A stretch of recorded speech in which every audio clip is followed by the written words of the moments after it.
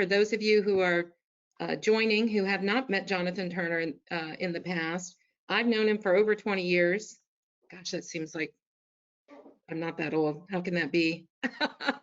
But I met you in Las Vegas in a certified fraud examiner conference, a 3-day conference where you really blew my mind about why we do what we do in BSA. And I guess over the years, we brought you back to our client base here at Saltmarsh for 5 or 6 times for getaways, retreats on BSA. And I'm thrilled that we have over 230 people here on the line to listen to you talk about why. You know, we call this a BSA masterclass. It's pretty much, I think, a fluid content. I know you've got some prepared slides, but we thought we would just talk back and forth. And I'm glad to know that there's many outside of typical BSA on the line today to hear your perspective and to get an insight into this crazy compliance burden that is often hated, misunderstood. People around the bank, why? Why do you need to ask so many questions? Why do we have to ask sources and uses of funds? Why are we filing on structuring cash transactions? So let's talk about that. Sure. Well, thank you, everybody. And I really am thrilled to be here again. I've enjoyed working with Saltmarsh over the years. And frankly, I love BSA and AML stuff. I love the puzzles. I love the complexity. I like the quick pace of evolution. And I think that the short answer to the question you just put out there is that so much of the frustration and the challenge from this really comes from maybe misunderstanding. This is an opportunity that we have to really drive some tremendous value in an organization. And there are places that treat it as a check the box exercise, like it's just a regulatory mandate. And I really don't see it that way. And so as we go through the discussion today, and then as I go through some of the slides that I have, my goal here is to lay out some ideas for all of you to think about. I tend to speak a little bit quickly. Apologies in advance for that. But I also tend to do this in what I call a buffet style. So I'm going to try and put out a lot of ideas for you to think about. Some of them won't fit your institution. Some of them you're already doing today. And some of them might be things that you want to think about for the future. So, you know, my core goal is to put out a lot of thoughtful information that you can use and then allow you to select from it what is going to be the most useful for your particular institution and organization to try and make compliance a living, breathing function instead of an oppressive mandate function, if that makes sense, Kristen. Makes sense. Go for it. All right.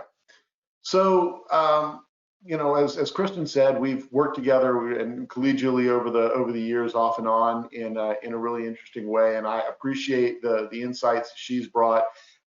In addition to the work we've done at Saltmarsh, we both teach at FSU's Law School's compliance program, and I, for one, really enjoy the opportunity to interact with people broadly. It helps me really learn more about what works and what doesn't in compliance.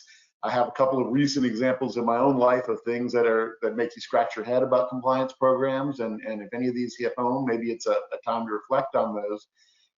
But I think that it works best interactively. So since we're in a virtual world, really encourage you to use the chat function, ask questions. We'll curate those questions and try and drive answers through the presentation rather than getting into a wait till the end mode, if at all possible. And so with that, let me kick off my theme for this year, and that is effectiveness. You know, we all have compliance programs, or at least I hope we all have compliance programs, and those programs may be in various states of maturity. They may have different aspects of what they include and where their strengths and weaknesses are. But let's just run down why we have them for just a second. You know, yes, there are regulations, and yes, we have policies and procedures in our banks, and yes, we are audited by regulators who want to make sure that each individual document is in the appropriate file or folder where it's supposed to be. We know that if there are any deficiencies, they are going to get noted, and we know that we all, by personality type, have the urge to tick and tie these things. But fundamentally, if our compliance program is just a paper exercise, if it doesn't actually work, then what's the point? And I think that gets to some of the criticism that our other partners in financial institutions might raise from time to time. And Kristen referenced some of these at the beginning. But I think that if we could turn a lens on effectiveness, it might give us a different way to look at some of what we do. So foundation-wise, compliance programs came around because rules existed and people didn't pay any attention to them. And so the early stages of a compliance program and the least mature state is when you're in the documentation phase. You are creating policies and procedures and training processes and reports. And they're just basically data aggregation and paper tools. Those were the earliest stages of compliance programs. And then regulators and others started putting pressure on financial institutions to defend the program. And so defensibility arose as a concept. And I, for one, spent a lot of time talking about documentation and defensibility as the twin pillars of compliance. You know, is it documented and does it make sense? Does it matter? Can we defend it?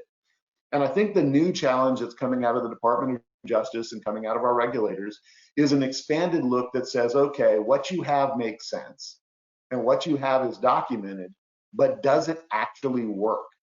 And then here's the question that I think stumps a lot of organizations. How do you know?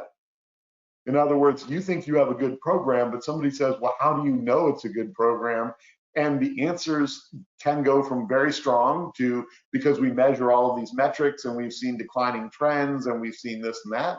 And then I've also heard answers from organizations that boil down to, well, it looks good. And so the challenge that I want to push to you in this next few minutes that we have together is really what is effective and how do you know it's effective in your organization? And you really want to be in a position, I think, when your next set of regulators come in, when your next board meeting happens, to be able to talk about effectiveness and to be able to talk about it with confidence that you know what you're doing is effective and you know why it's actually effective. All right, so I recently moved across the country and hadn't moved in a while, and moving is not as much fun as you think it's going to be, especially during a COVID time period. And one of the things that brought up was an opportunity for me to set up an account with a new bank. And I went to a bank that was regional in the area that I'm moving to. And I went in and I opened a bank account, and it worked like most places will. You sit down with a bank officer, they ask you a series of questions for information, you give them identifying documents. This particular bank's compliance program meant that in addition to giving the bank officer, the documents and having them enter into the system, they actually stepped out to the branch manager, got them to confirm the documents and enter into the system and approve the opening of the account. That is a perfectly reasonable thing to do in this day and age. The part that got me was that about 2 days after I opened the account, I received an email from what appeared to be the bank. And I got to tell you, this email, I didn't put it in here because I couldn't get all of the bank's name out of it, and I didn't want to embarrass them in this particular process. But the email almost looked like a perfect rendition of a phishing email. It had the bank's name and et cetera. It had a non-returnable email address. And what it said was that they wanted to confirm that my account opening information was correct, and they wanted me to call an 800 number, by the way, not the bank's main 800 number, and give them this same identifying information to confirm my identity. That's a really poor practice. I mean, I just can't stress that enough, that the idea that you would say, we saw you face-to-face in the branch, we confirmed it with 2 bank employees, but now we want you to respond to a generic-looking email is a poor practice. Being in the business that I'm in, instead of responding to the email, I went into the bank branch and I talked to the bank branch manager. And they explained that this was a practice of the bank, that they use a different function in the bank to reach out and confirm the identity of all new account holders and all people who make significant changes to their accounts. And so I asked him why, and he had absolutely no idea. So together we called the 800 number in the email, and they went through an interesting dance confirming that they were both in fact employees of the bank with their ID numbers and code names and et cetera like that. And we get to the end of this process, and I asked the person on the phone, why do you use this separate process?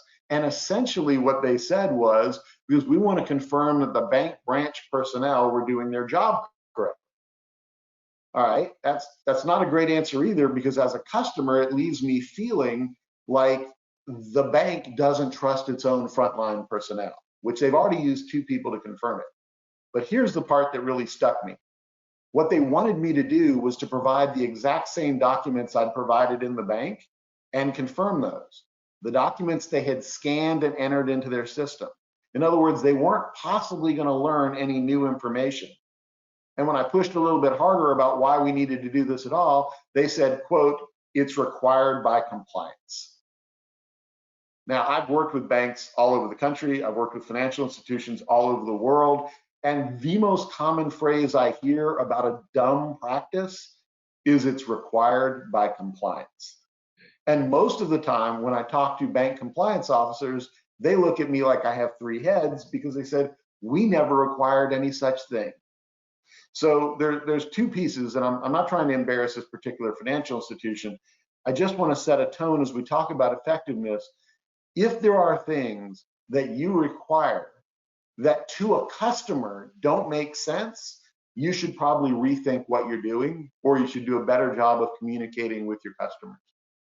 But if there are parts of the bank that are reaching out to people and saying it's required by compliance, and you don't actually have any idea what they're doing, then there's definitely a big gap in how the compliance program is understood throughout the organization. I want to raise this example on the front end, because this is a great example of something that can alienate a customer. It can increase the likelihood of success of phishing attacks, and it doesn't actually add any real value. And so, since I don't believe that this particular institution is going to be in this call, it's a great opportunity to learn from the lessons of others, and maybe to consider a little bit differently some of how our own programs actually work. So if there are things that you do that are challenging or stilted or awkward, but quote unquote required, I want you to think about it from a lens of effectiveness. What do we actually accomplish? Let's just take this model for a moment and suggest that all of these things had to happen. If so, is there a better way to do this? Is there a way that doesn't actually make the financial institution look like it doesn't trust its own employees? Is there a way that doesn't actually ask me to validate information that they already have in their system? Because those are where the opportunities to drop down exist. And this is where the gaps come up, when we create an environment where people don't trust that the compliance program is part of what makes us more successful, and instead it seems like an inhibitor to business. So I don't want to go overweight on this, but I think it really touches the effectiveness piece here, is that sometimes programs get created because we had a problem and we created a response to the problem, and we didn't think it all the way through into what can happen. And there are lots of examples of ineffective processes and poorly designed programs. But when it comes to compliance, if we can design programs and processes that are effective, that make sense, that create connectivity in the organization, we strengthen compliance. If we have a bad process, it actually is going to make all of our AML efforts, all of our BSA efforts much more challenging, than because people don't see us as a value add, they see us as a resistance point. Jonathan, I just want to chime in, and I see this not even only in the BSA world, but throughout the organization. Loan compliance, mortgage servicing, when you actually talk about redundancies, it really cuts into effectiveness and efficiency in a bank. And now with technology being able to step in and help and improve, it really behooves a bank to question why they're doing what they're doing, and is there a better way? Is there technology that could be useful in making it more efficient and compliant? Good points. Yeah, I totally agree with you, Kristen, because as we think about this, all right, all of us, if we roll back our clocks 9 months, could any of us imagine the world that we're in today? As a simplistic way of looking at it, 9 months ago, we had teaching organizations all across the country flat out stating that teaching students at home was ineffective. And now we have teaching organizations 6, 7, 8 months later insisting that teaching kids at home is the only way to do it. And it's merely a change in circumstances. So we have seen a massive increase in the leveraging of technology over the last 5, 6, 7 months in ways that would have been unheard of in the first quarter of the year. that are now just accepted as standard business practices. And so I think there's some opportunity there for all of us the same way, not to try and figure out how to take a paper form and make a PDF of it, because that's the shortest step. But the question is, how do we leverage other systems we already use in the bank to accomplish things without having to create a new step and process? And I think there's some ways to do that.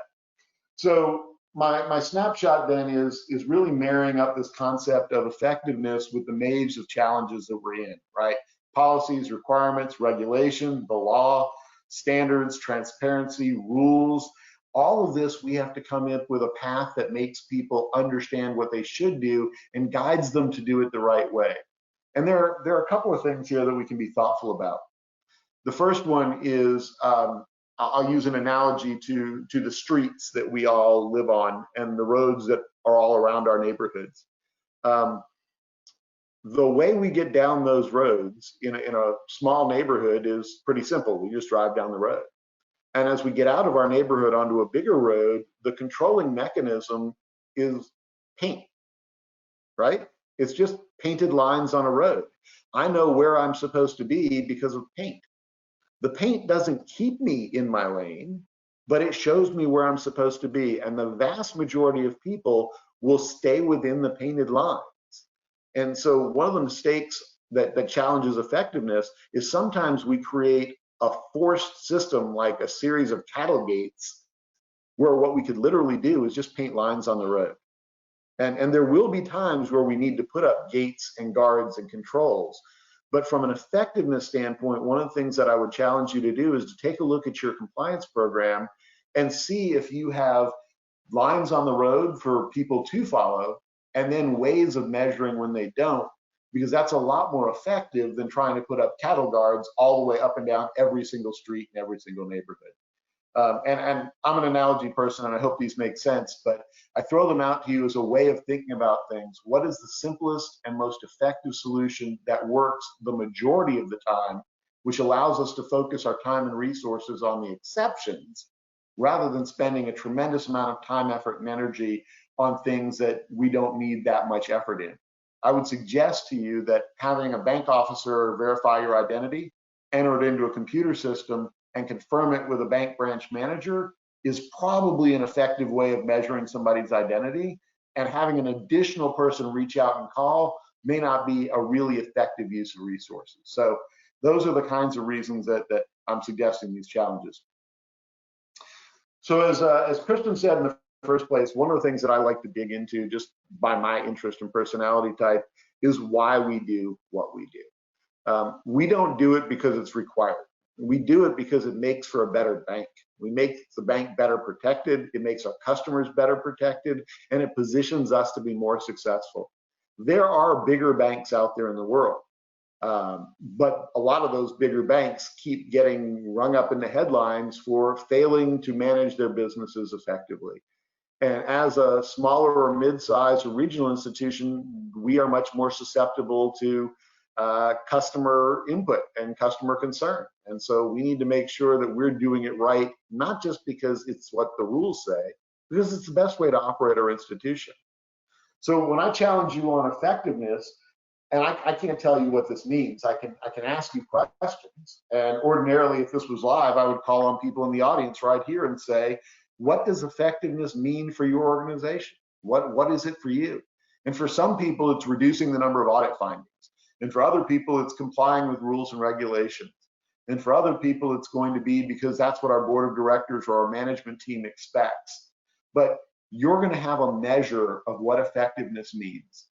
And then to draw from every basic business book out there on the market, what we measure matters, and what matters to us, we measure. So if effectiveness is important, you should have metrics that allow you to reach that definition and be able to show where you are in proportion to it. Now, I know this is an advantage of not being face-to-face with everybody.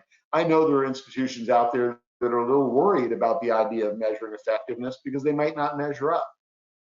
Here's the thing. It doesn't matter where you are on the spectrum of maturity or even where you are on an effectiveness ratio. What matters is you're aware of it and you're making steps in the right direction. So measuring your own level of effectiveness, even if you're concerned it might not be ideal, isn't the issue. It's understanding where you are and then getting yourself in the right direction.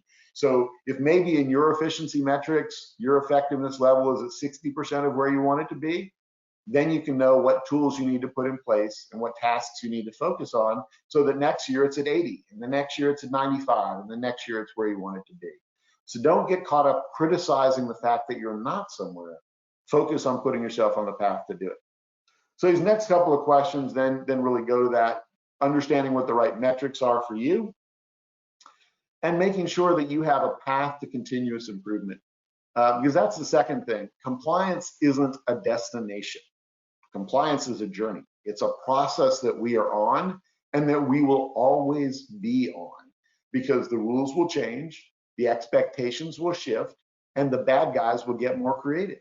And so as a result, we don't want to think in terms of we have created a compliance policy or we have created a set of reporting for the board of directors. What we've created is a snapshot of where we are today and a path as to where we want to go next. So if I look back at your board of director reports on your BSA AML program for the last 5 years, I should see an evolution. And if we talk about strategic planning for the next 3 to 5 years, I should see another intended evolution. And the reason I raise this in effectiveness is if what you see is a plateau, then there's an opportunity there to gather your team and to have a really strategic discussion about what do we do to put ourselves on an upward path.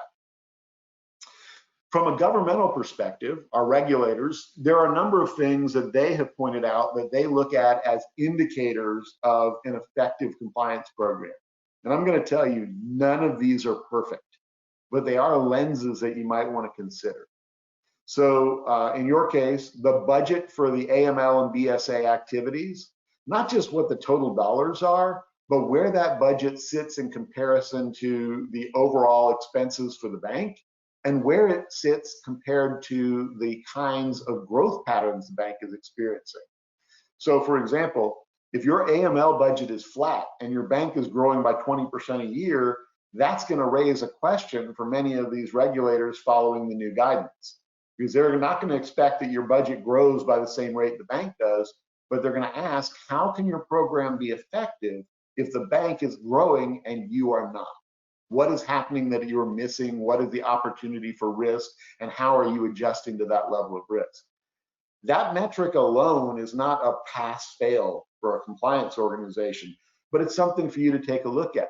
Now, maybe your budget is flat because the increases in areas that you already have controlled through well-planned investments in technology. That's a great answer. But maybe your budget is flat and the bank is expanding into lots of new areas that you've never worked in before, in which case that's not as good an answer from an effectiveness level. The next call out the government provided was staffing levels. Where are we on headcount? Again, compared to the overall headcount of the institution and compared to headcount growth in the organization. It's not that you have to match it peer for peer, but you're looking for trend lines and you want those trend lines to be defensible. So again, if you take a look at what your headcount has been in your BSA and AML team, and then you look at the headcount of the organization, and those trend lines aren't at least comparable or in general alignment with each other, then there's probably an opportunity to sit down and have a good internal conversation about why that is and how we would address that particular question. Those two, I think, are probably the easiest. The next one is more challenging to think about, and that's about comparative investments. When we make investments in systems, when we make investments in new teller processing systems, check clearing systems, back office automation, front office pieces, are we also making those kinds of investments in the control structure? Or are we including control structure enhancements in those system investments? It's an area where it hasn't been a key focus for some regulators for a while, but I think we're going to see this continue to evolve going forward. And so as you're taking a look at the budgeting process for 2021, you want to be really thoughtful that you're making the argument that we treat the BSA AML function as an important function in the bank, and we can defend that by showing that it gets the same kind of care, attention, and love that the other kinds of investments the bank makes.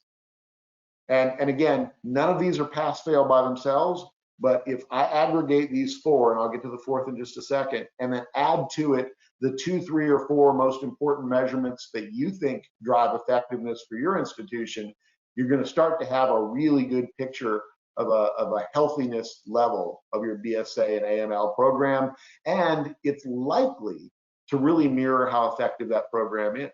If these things all come up with green check marks, most of the time I find really good, healthy, effective programs. But the more red check marks that show up, the more the effectiveness level seems to dip. So there's a correlation there that I think is worth paying attention to. The last one is maybe the most tricky because it has some political challenge to it. Senior management commitment.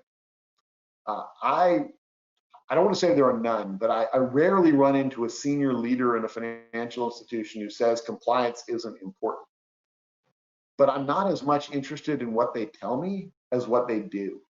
So one of the ways that I measure senior management commitment is these first 3 bullets, whether the budget is where it needs to be, whether the staffing is where it needs to be, and whether the investments are where they need to be.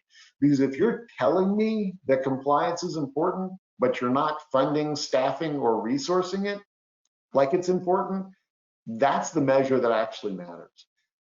Some of the more challenging financial institution executives I've ever had to work with were the people who would give a great speech, who could say all the right things about BSA and AML and compliance and regulatory requirements, but didn't actually live any of that. And there's 2 challenges here. The first one is we can educate people. And if you have somebody who is, really gets it and really is hardcore a supporter, fantastic. If you've got somebody who's a little bit more on the fence, creating these kinds of metrics can help guide them to make the right decisions because then they have the data that they need. And if you're unfortunate and end up with an executive who, even when faced with these kinds of numbers, isn't supportive of the program, you have to evaluate whether that's really the right kind of place for you to work. And most of us in the compliance world are going to discover from time to time that we are someplace where we don't necessarily need to be. And that's an unfortunate reality that we can get to.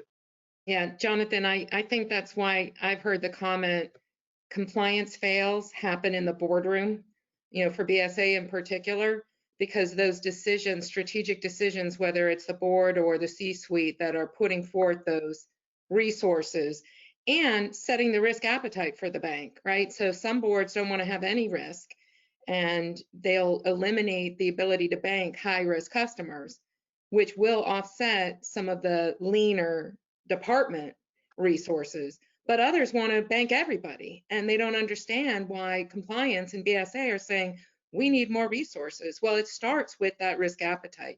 And so we have a question that came in, and I know how I'd answer it, but I'd like to hear you. We got a situation with your slides there though. What's going on there? I'm trying to figure that. Technical. What's our question?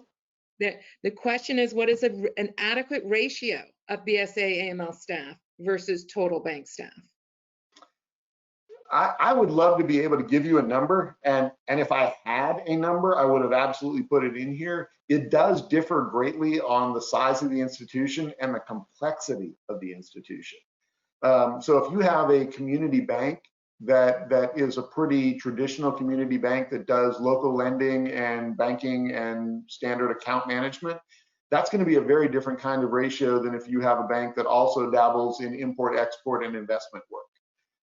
And it's going to be really different from one that does large international transactions and lots of complex financial products.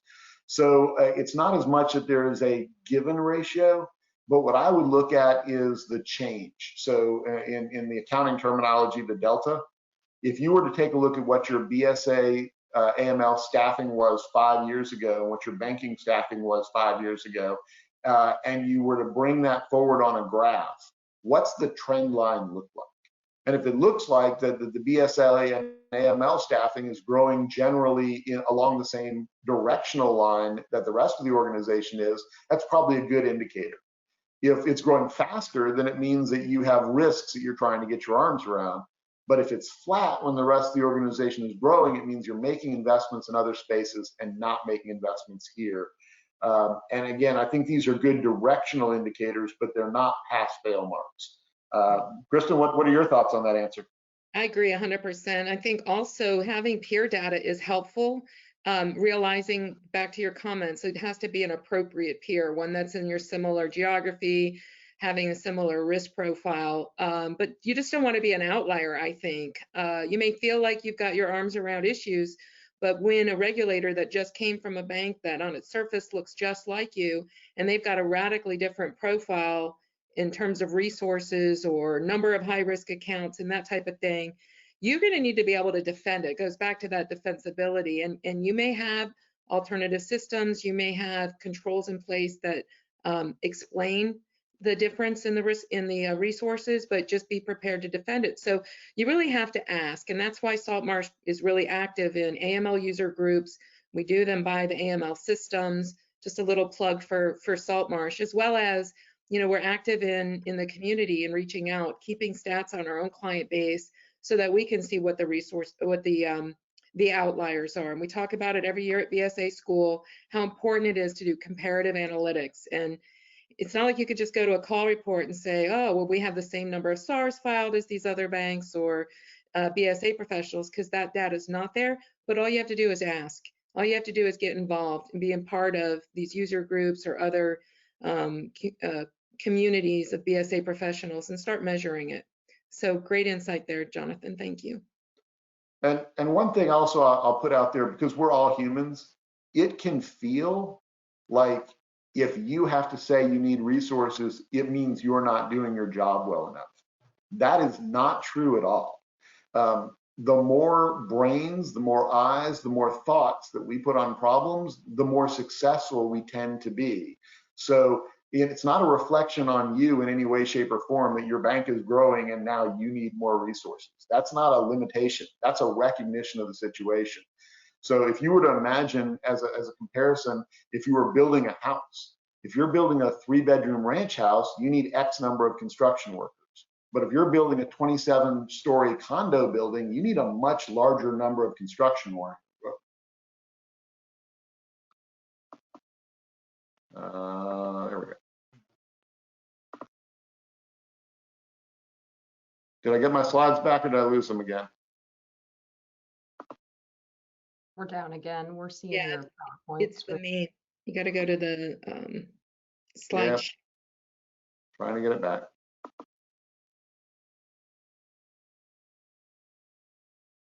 I apologize, folks. I'm having technical issues, but hopefully we can get them passed.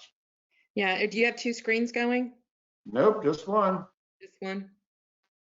Specifically for that. Alt tab. I actually was with a banker the other day and wanted to know how I was moving past multiple different screens.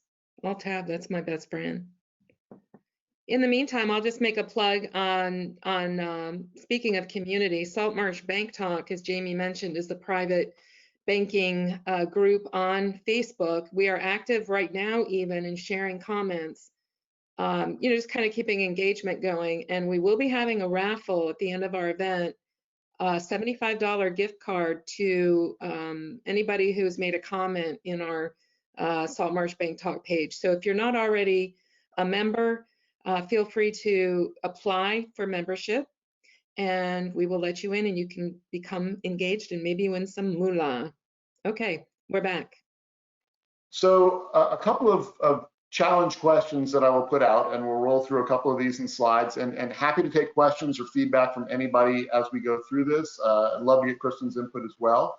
But this question of form over function, and again, I want to put this in the general envelope of effectiveness, right? There are things that we did because it's the way we used to operate. And we just need to be really thoughtful about whether those things are actually effective. And so there are things that we can do that fall in the form category. Like, you know, we have a checkbox form and we put the checkbox form in a folder and we never pay any attention to them again. Or there are things that we can do that are in a function category and that we build them into a process and we actually use the data. And I ran across this a couple of times in the last year where regulators or oversight entities weren't just asking what we did, but we're asking what we did with it. And I think that's a really useful question for compliance professionals as they look at BSA and AML requirements and say, what do we do with this data? And if the only thing we do is use it to tick the box on a requirement, we're probably not being as effective as we could. And it's a really broad spectrum question. So it's everything from the information that we acquire when we open a new account to what we do with data about potential red flags generated by our AML system, to how we clear issues that could result in a SAR filing as an example, to what we do with the output of feedback from regulator reports. In other words, we have information, and how does that information inform the rest of what we do? My suggestion is that more of it than we might be comfortable with is probably going to fall in this form category and not as much in the function side, but it gives you an opportunity to maybe add some future-facing projects to your list and get into how do we use this and how do we leverage this information to be more useful. As an example, if you were to find that in the course of getting a referral for a potential SAR, there was a pattern of activity, a great answer would be, we then take that pattern and look back through our records to see if there are any other incidents of that pattern in our data. That would be a way we might use it. And I know organizations are not always as fond of that because they don't really like having to look at their customers that critically.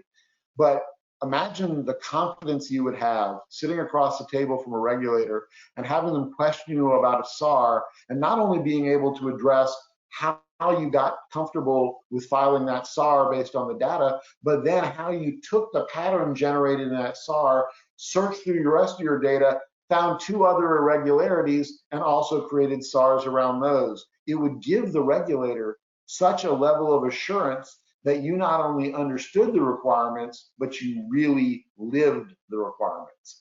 And so I challenge you to sort of think about that and see if it might inform the effectiveness level of your program and your reviews. Kristen, have you seen anything like that out of the regulators that you've worked with? No, it's surprising, but I feel like back to the defensibility and effectiveness, I do believe a bank should scrutinize their SAR filings and determine where did they come from, were they referrals from inside, or do they come from their AML systems, and then use them. A lot of times AML systems will come with prepackaged thresholds, and banks say, well, where should our thresholds be? Well, we can do some above and below the line testing of that, but ultimately you need to look at where the rubber hit the road and you filed SARs on, and look and see, are there patterns? Like structuring is a good example. When you file SARs for structuring, every bank has done that. What were the common patterns? How many days did it take, for the structuring to occur? Was it over a 30-day period, or was it over a 5-day period?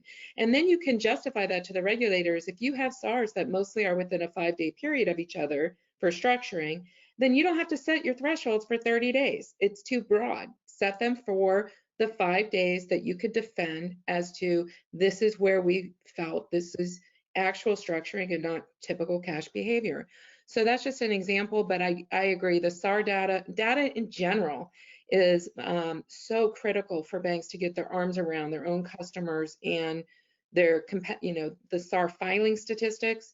Why are other institutions in your area filing SARs? And if you're not in alignment with them, that's a big red flag, I think. So just doing data analytics a little bit in the last couple of years at BSA school, and what's going to happen this year in BSA school, but it canceled, was to talk about data and using Excel and pivot tables and other forms of information out of your own customer base to analyze who your real high-risk customers are and who are the ones that are your best customers and not high risk, because they're just doing their general good banking with you. Yeah, I really think that if you ask questions from this lens of effectiveness, you're going to get slightly different answers than you've gotten to the questions in the past. And I'm not suggesting that you have to conquer every one of these at once. Like I say, take a look at what the answers come up for your institution. You put them into a list and then prioritize. Some of these you're going to green check mark straight away. others you're going to need to focus on, and you're going to have to make choices about which you focus on first. So this isn't this is the only way to do it. It's a way of giving you some more applications to the tools you already have. So the next challenge that I throw out is this one about people's and process. There are lots of times where the easy answer is to say that if something isn't working as effectively, then the people aren't doing a good enough job. And that's possible. But most of the time, and I have a statistic up here, most of the time it's because we don't actually have well-built processes. You can all pick an example out of some entity that you work with. Doesn't have to be professionally, it can be in your personal life, the way a grocery store does something, the way your dry cleaner does something, the way the DMV does something, right? There are tons of processes that you interact with and you leave shaking your head going, how could anybody operate such an inefficient, ineffective process? But when you talk to people, they will often blame the people who have to administer that process rather than the process itself.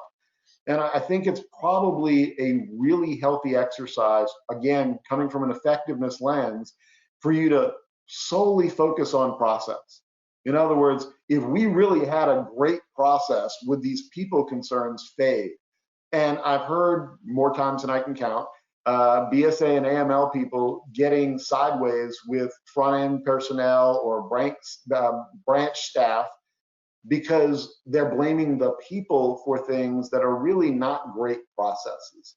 And I'm not saying that you have perfect people, and I'm certainly not saying that every person is perfect, but I think that if we can put a really strong focus on designing really good processes, we would probably find that our people issues decline a lot.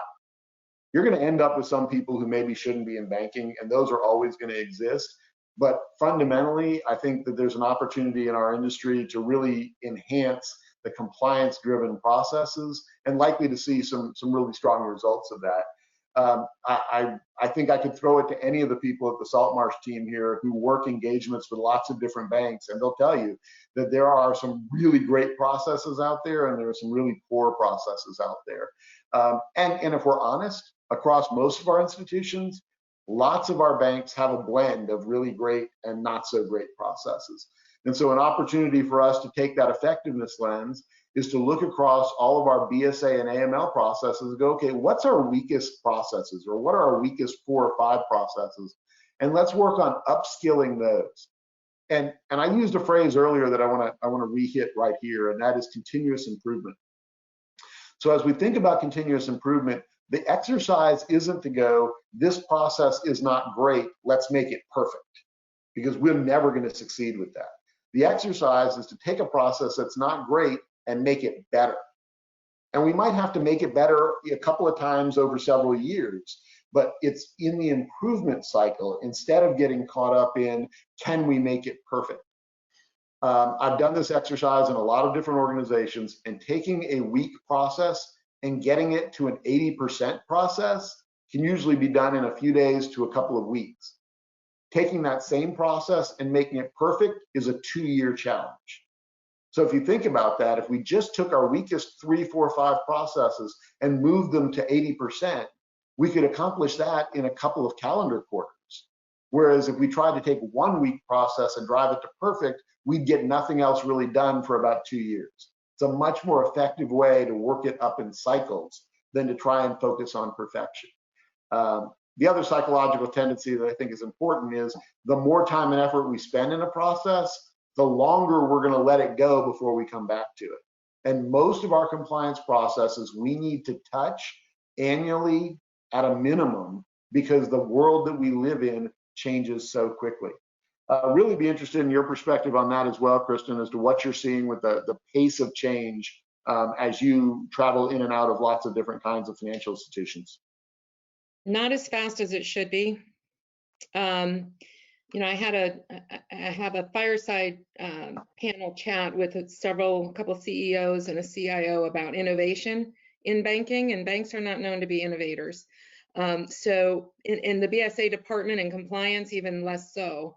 But I 100% agree with this comment here about problems due to process. Even if the people mess something up, isolated human error, training, that kind of thing. It's because the process stinks to begin with. And so I'm actually focusing a lot more attention on the process in the BSA department, outside of an audit or an independent test, but questioning and helping financial institutions question and advise on what is your process. And again, having that, why are you doing that? Well, we thought we always had to. You don't. If you know the law and you know what other institutions are doing and you have that end game in mind, is it effective? How can we be effective? You can strip down your processes and use some technology and data, tools to really make it more effective. And I didn't know this was going to be the theme you're going on, Jonathan. This surprises me, but it is so true. It is so true. And I feel like almost the smaller the bank is, the worse it could be. So I'm hoping and expecting, we only have a few minutes left, but that the 250 people on this call are getting some inspiration to question why they're doing what they're doing and where their processes don't make sense, that they can be improved to increase compliance and do better, do an actual better job. Yeah, and I'll add one phrase, because you and I, as usual, are in really tight lockstep here. All of the things that we're talking about today add value to your organization. Not only do they improve compliance, as Kristen just said, and not only do they allow us to do better, which she just said, but they actually add value. You can turn the compliance function from a regulatory requirement to a value driver if you're increasing efficiency and effectiveness. So Yep. These are things that actually should sell well within the organization. Again, we can't conquer everything in a day, but it's a way and a lens of looking at things. The last one that I'll throw at you as we come towards the end of our time is really the benefits and advantages of automation. This is a conversation that I've had with financial institution leaders for the last 10 years. And I will be honest, I have not effectively carried this conversation for a long time because they had investments that they needed to make. And making investments in the AML side tended to be limited to buying an AML system of some sort. And that seemed to be the extent of it for a long time. The amount of traction that this concept has gotten in the last 6 months is amazing, because all of a sudden people have realized we don't need people in buildings to be able to work. We can work with a workforce that is partially at home or maybe even largely at home. We can work in a large number of desegregated environments, but to be effective, we've got to automate and we've got to simplify the way the systems talk to each other.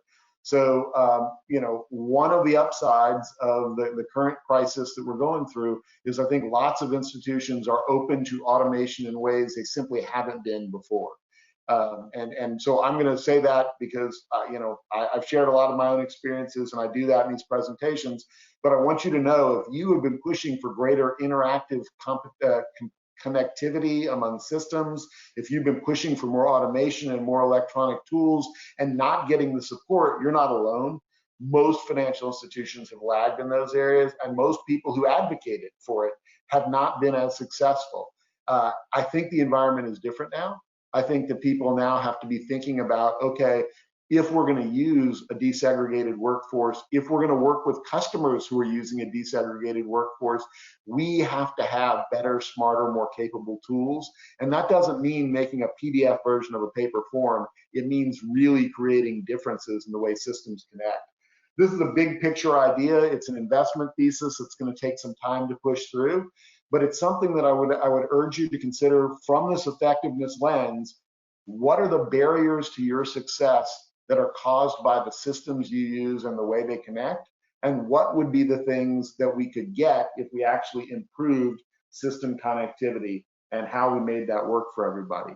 I don't know that we're ready for a George Jetson world quite yet, but I think that there's an opportunity in front of us that people just didn't take seriously 6 or 8 months ago, that they're now looking at through a very, very different lens. And so it's a challenge that I would like to put to you from that standpoint.